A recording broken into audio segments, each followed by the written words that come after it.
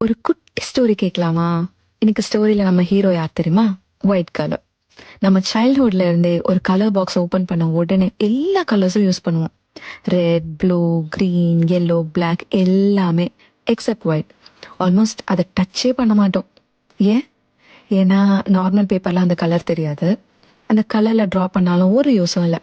So நம்ம நினைச்சுப்போம் maybe this colour is not useful அப்படின்னு. பட் உண்மை என்ன தெரியுமா? The problem was never the colour. The actual problem was the background. ஒரு ஒயிட் கிரையான் எடுத்து பிளாக் சார்ட் பேப்பர் மேலே எழுதி மட்டும் பாருங்களேன். அதுதான் மேஜிக். ஒரு லைன் போதும், ஒரு ஸ்ட்ரோக் போதும், தி ஹோல் பிக்சரே க்ளோ ஆகும். ஒயிட் சார்ட் பேப்பரில் கூட கலர்ஃபுல்லாக இருக்க நம்ம எல்லா கலர்ஸும் யூஸ் பண்ண வேண்டியது வரும். பட் பிளாக் சார்ட் பேப்பரை அழகுபடுத்த வேற எந்த கலருமே தேவையில்லை. ஜஸ்ட் ஒயிட் கலர் மட்டும் போதும், ஃபுல்லாக கம்ப்ளீட் ஆகிடும். So what change? Not the கலர்ஸில், அது இருந்த இடம். லைஃப்பில் நம்ம கூட அப்படி தான்.